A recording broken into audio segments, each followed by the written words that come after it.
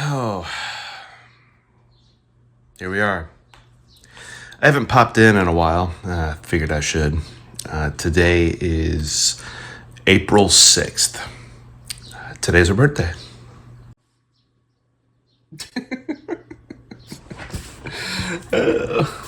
Oh, there's the cancer poodle. What Brittany always referred to her cancer poodle. Anyway, it is, like I said, it's April 6th is her birthday. She would have been 24. I don't really have a whole lot to say coming on here. It's just, I don't know. Kind of feel like I need to touch base. I just want to thank you guys for continuing to watch and continuing to comment. I keep up with her tradition. She felt called to respond to every single person that commented, and I realized that a lot of the comments that you guys left are over a year old at this point. Like, some of them are just like, she didn't respond to them, and they're just so far down there. But most of you that commented a year ago that didn't get responses have commented previously. So and I'm responding to everybody that pops up. So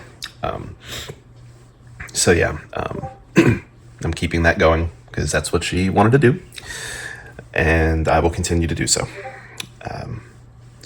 But if you have commented in the past and you've never got a response from me, comment. I'll respond. That's what I do. It's what she wanted. It's what she wanted. Yeah, like I said, there's no real reason for me popping in here right now. I'll probably just attach this to the beginning of another video. And yeah. What are my plans for today? Today, I stayed home from work. I took the precaution. I am not going anywhere near other people that I don't necessarily have to be around right now. I am making it a point to go out with her grandmother and grandfather today. They are going out to eat at her favorite restaurant. We had a little Mexican joint here in town that she loved, and yeah, we'll go out there. We'll celebrate her life, and we'll have a good time. But other than that, I don't really have any plans. Probably post a video. Any news? No real news. I'm just keeping the videos going, and yeah. Isn't he a mess? Anyway, yeah, not a lot to say, but thank you guys, and stick around. I'll see you in the next video.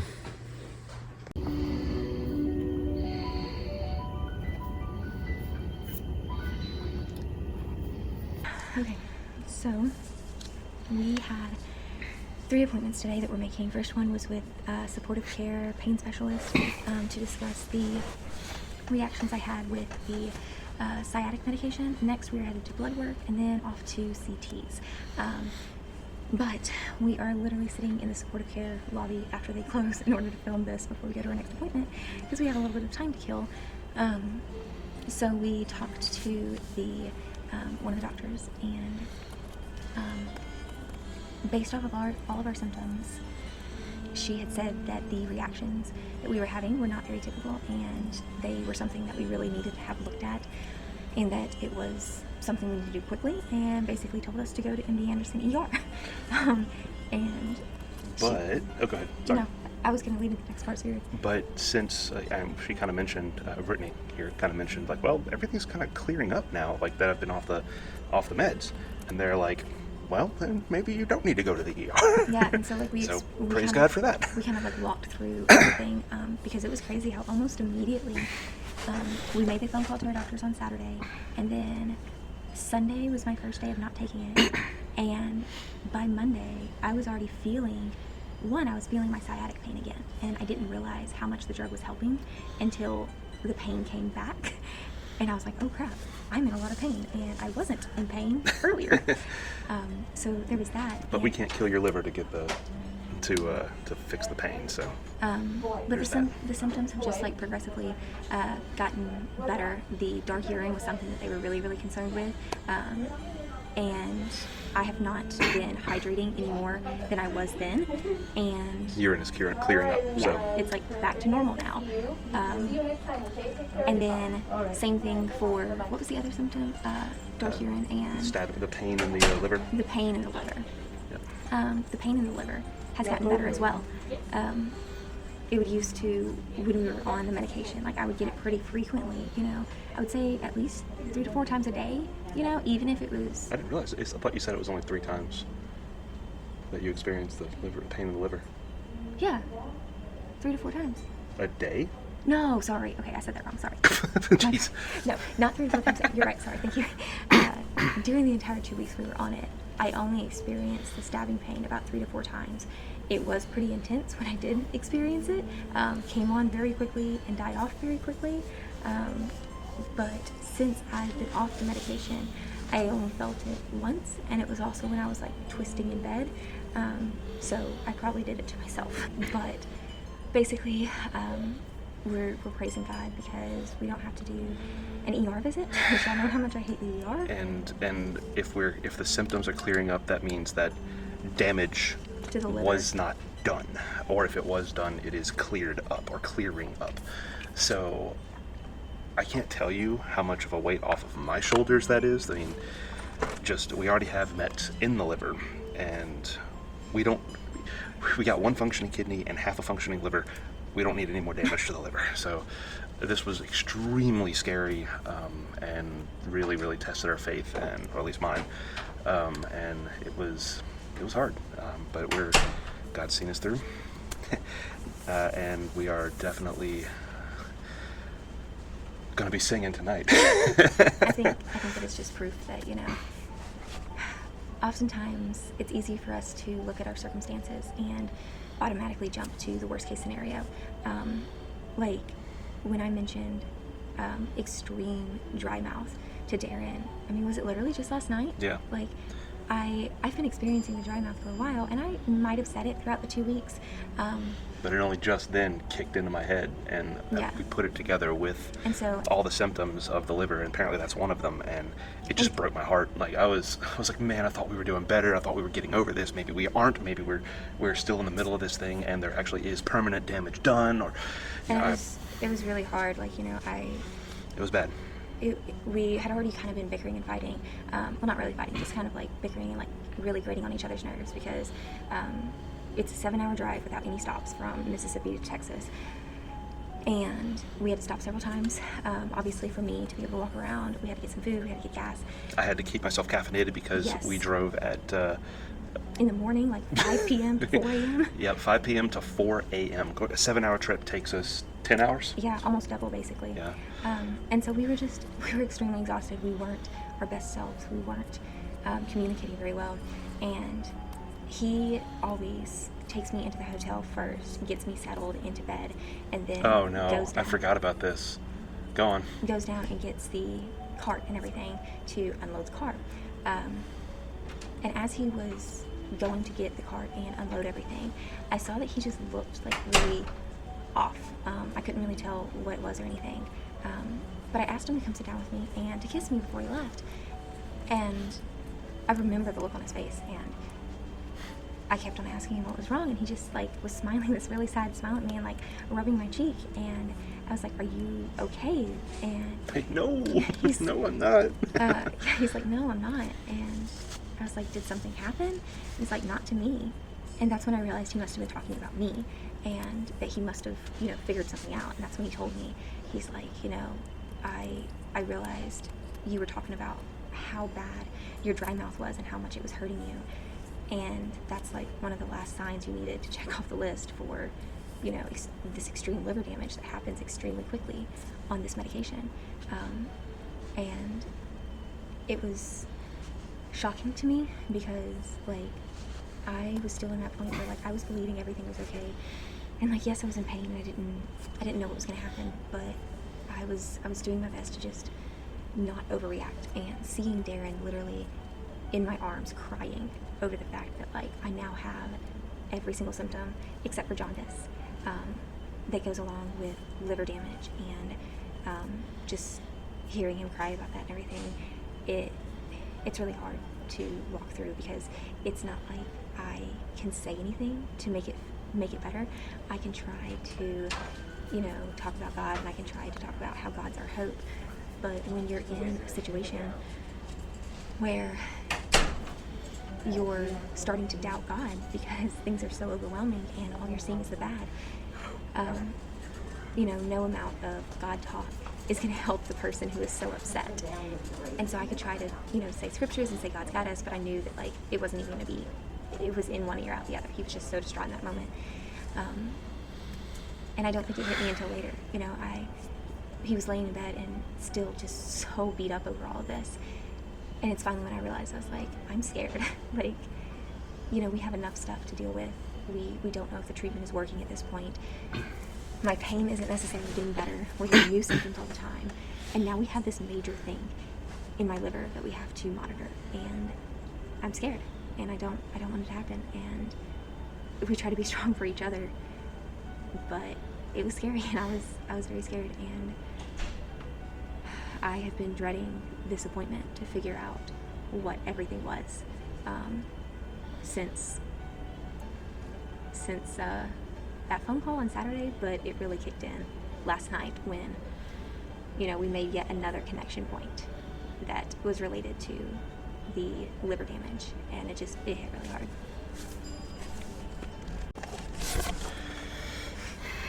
But I think, all of it was terrible, and it hurt, and it sucked, and all of this, but God is good. God is still good. Even when you're getting the worst news ever, He's still carrying you, throughout all of it. And I think with what happened at this appointment today, it's kind of just proof. We were so worried, and we were so just completely and totally freaked out about what we were going to find out at this appointment, and we've been avoiding the subject just so that we wouldn't really have to talk about it and deal with it.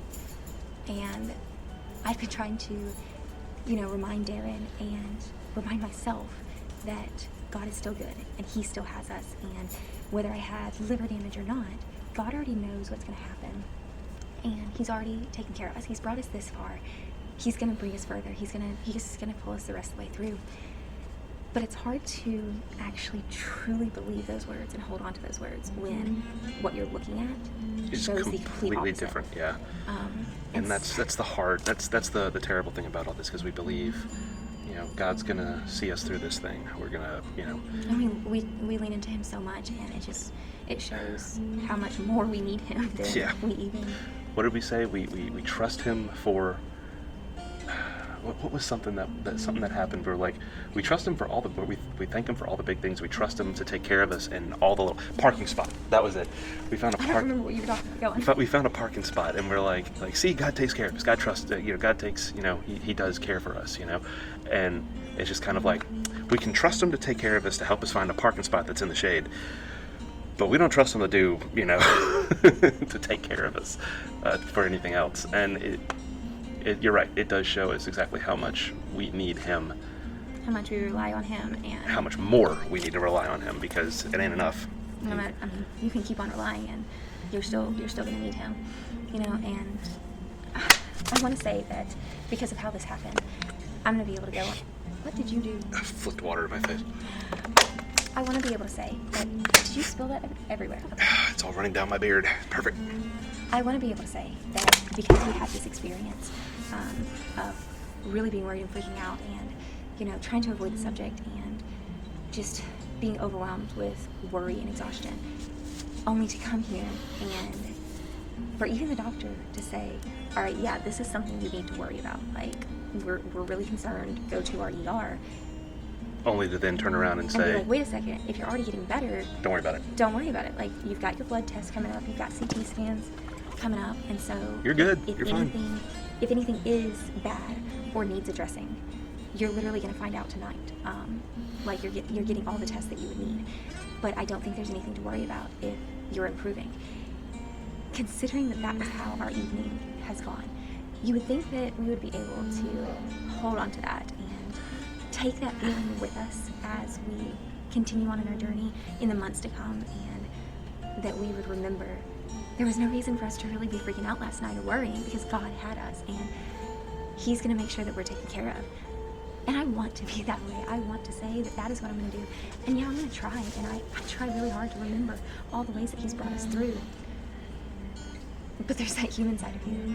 There's that worldly side. There's that science side. There's the side where the enemy is always attacking you.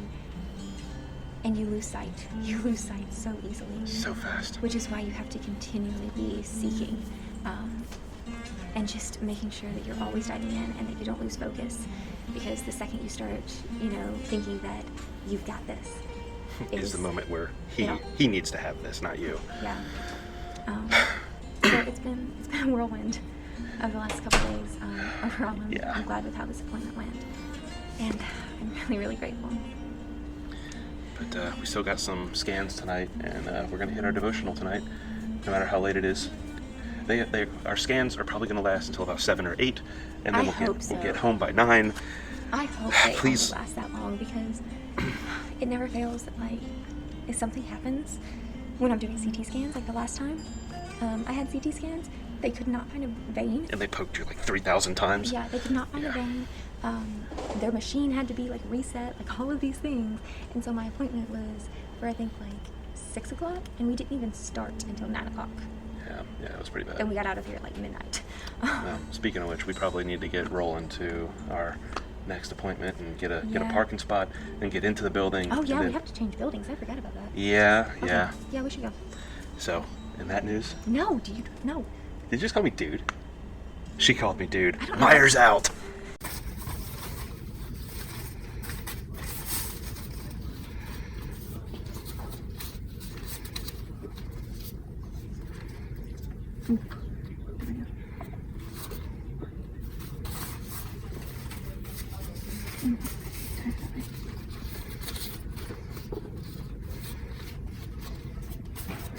I'm having trouble.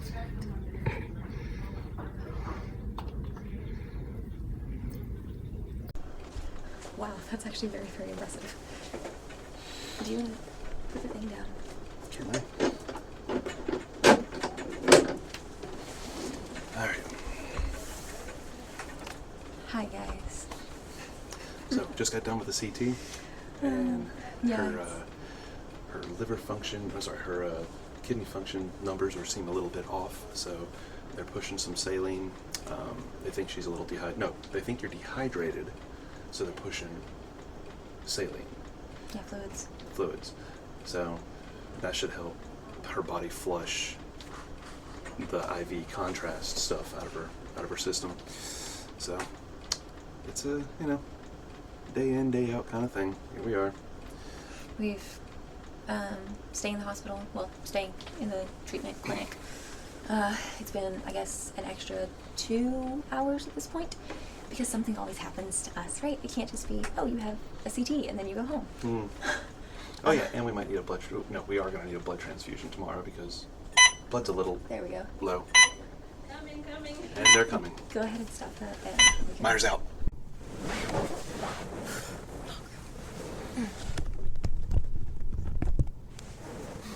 Better. Okay. Well, first off, I feel like I'm on Grey's Anatomy. I like looking at this, like, I don't know, it makes me feel happy. Because I'm no longer in a patient chair, I'm just in a chair. Yeah, okay, so we had our CT scan, and everything was fine. And at the end of the CT scan, they tell me that I need a round of fluids because I'm extremely dehydrated. Not really too big of a surprise because we were traveling yesterday and I literally didn't drink at all because I was nauseous and or asleep. But we get over there and we start working on getting the fluid put together, and I get a notification on my My chart. the patient portal, saying that I have a blood transfusion scheduled for tomorrow. I have no idea why. It doesn't say why, but that's at 10 a.m. And so the blood transfusion is scheduled for 10 a.m. 10 a.m. tomorrow morning. And, you know, as we were sitting there talking to the nurses and trying to figure out, like, what the heck is even going on with... it, do what? Did you do MRI? No, we did a CT. Yep.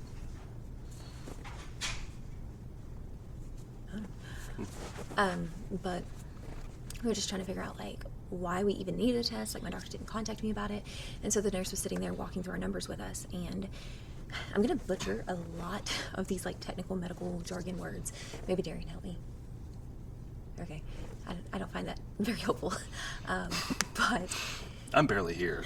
We- I'm driving, but I'm barely here. Yeah. So just so my kidney function showed to have decreased by 50% from the last time we ran blood 4 weeks ago, which was really frustrating and disheartening because I had an immediate, very unchristianly, just first reaction to want to, like, get mad and blame our doctors because the surgeon and our doctors had told us that we didn't really have anything to worry about with the numbers from our kidney function because the kidney that we have, hey, done? yeah, What are you waiting for? we're doing a video. No, you're you're good. fine. You're good. Thank you. Night. Have a Thank good you night. for everything. That was actually the nurse who walked us through everything. But the kidney function was 50% less than what it was last month. And so I immediately wanted to get frustrated because one of the questions we specifically asked our doctors and the surgeon was, you know, we already have this tumor over my left kidney. What is this going to do to our kidney function numbers? Like, are we just going to be killing off a perfectly good kidney? And they assured us no, because your kidney that's in the tumor has likely not been working for years now. And so you've already been functioning just on one kidney just fine. So seeing their numbers decrease by 50%, we immediately think, oh, Well, you know, they killed a perfectly functioning kidney. yeah. But that was not quite the case from what we understand. And we're still trying to understand. Let's preface it with that. So they said that, hey, you're dehydrated, let's give you some fluids. Mm-hmm. But the very same nurse that we just said goodbye to was like, yeah, I see patients who come in dehydrated all the time and their kidney function numbers are crap. Usually because, you know, they're traveling in from Sorry, I should out not of have said state. crap. I shouldn't have said it again. They're traveling in from out of state, and they don't have to stop and go to the bathroom on their trip, and so they just don't drink anything. And then the next day, they're super dehydrated. So she kind of, you know, reassured us that everything was probably going to be fine, and she was going to rerun the numbers for us. And she reran the numbers, and they did increase a little bit. They showed some improvement. Over the course of 2 hours from the first set of tests to this set of tests. Well, maybe it was probably about 4 because we did the blood work before the CT, and we were in CT, you know, just doing prep and stuff for 2 hours. So about a 4-hour difference, and they had improved. And so it kind of gave us more hope and, like, reassurance, like, okay, this probably wasn't from the surgery. This is just something going on. Yeah. So the kidney function was down. She assured us that, you know, that could very well be the fact that I'm showing that I'm dehydrated. And so her thing was, if I'm actually having kidney function issues, she doesn't want to just give me a bunch of fluid that I'm going to have to, like, process and flush out of my body when I pee if my kidneys aren't actually doing what they need to do in order for me to pee. And so, you know, she had to do a bunch of extra, like, calling around doctors and making sure that it was actually okay for me to do that. Check but verify, as we Yeah. call it. And Or trust but verify, sorry. and so Ugh. we ended up getting the fluids and talking more about the blood transfusion, which honestly really kind of has me freaked out just because it came out of nowhere. Like, there was no note in my my patient portal that said, hey, this is why you're getting a blood transfusion. This is why we recommend it. Yeah, It just said, 10 a.m., show up for a blood transfusion. Yeah, there were no notes, there were no nothing, which is not normal. And the fact that they didn't give her a phone call or didn't do anything, it's just kind of like...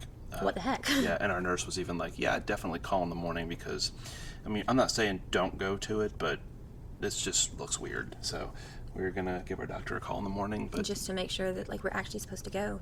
But But from everything that, you know, the numbers are showing, we do actually need the transfusion because the nurse was able to pull up on her end in the employee, the separate document that, like, all of my caseworkers share, that the reasoning that my doctors put down for my blood transfusion was basically anemia, because this morning when I had gone to the supportive care and pain specialist to talk about how I had the bad reaction to the sciatic med, I listed a lot of the symptoms of anemia. So it's just kind of like, hey, your hemoglobin is also, or whatever your blood level or whatever they're using to check is low, and you're experiencing these symptoms, which may or may not have been related to the duloxetine that we stopped taking. But and your kidney function is kind of lowering. So if your body's not producing enough blood, then that affects like all the organs in your body, obviously. And we want to keep this kidney as functioning as possible. So let's give it some help. We've had a lot of information thrown at us. Yeah, and but ultimately, even the blood transfusion, that's not surprising. Like, yeah, our doctor has been saying, like, very first thing that we walked into his office, yes. We don't know what we have. What do we have? He was like, well, you're definitely anemic. Yeah, and that was those were his first words to us. Yeah. Like, after looking at everything, he's like, you're definitely anemic. Yeah. Have you ever had a blood transfusion? And I'm like, no. He goes, before this is over, you're going to get one. And like, and that was just hello, how are you doing? You need a blood transfusion at some point in your life. Like, and that was pretty much the. Yeah, and so it's not really, we're not really worried about the blood transfusion, and it's not something that's like totally out of left field. Just the way that it just popped up on your chart. Like, it just popped guess up. What? You're getting a blood transfusion tomorrow. Congratulations. Yeah. It just popped up, and we haven't discussed a blood transfusion in a long time because my kidney function has been good, and I haven't had as many of the anemic symptoms. Well, the thing is, he did mention the last time we were here. He mentioned it. He said that you were transfusion. Yeah, he said that you're not quite at the level where you would get a transfusion. Oh, I don't remember that part. Yeah. Oh wait, this is after your surgery. I remember this. Yeah. Yeah, after your surgery. So I was still on drugs. Yeah, you were on the good drugs. He said that your numbers were like, because of the blood shortage that's going on right now. There's like the recommended level of blood that whenever they would give you blood is lower. Like now it's kind of like the bare minimum. Like you definitely need a blood transfusion at this point.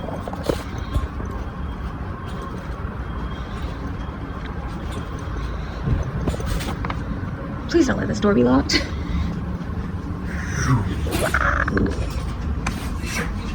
Okay, please don't do that. Any alarms?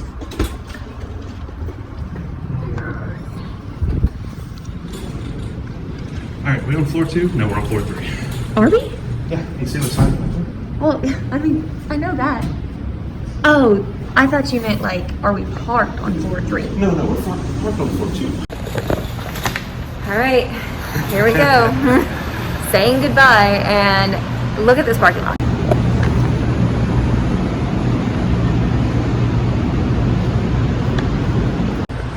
There's actually a lot more cars in it than what we're used to right now. I mean, usually by the time we're getting out of here, like, there are no cars, and you have to remember that employees park here too, and so a lot of these are employees' cars. Like, we were one of the last patients leaving the hospital. Why is this always what happens to us? Just for like comparison's sake, tomorrow when we get here for the blood transfusion, we'll show you what the actual parking lot usually looks like.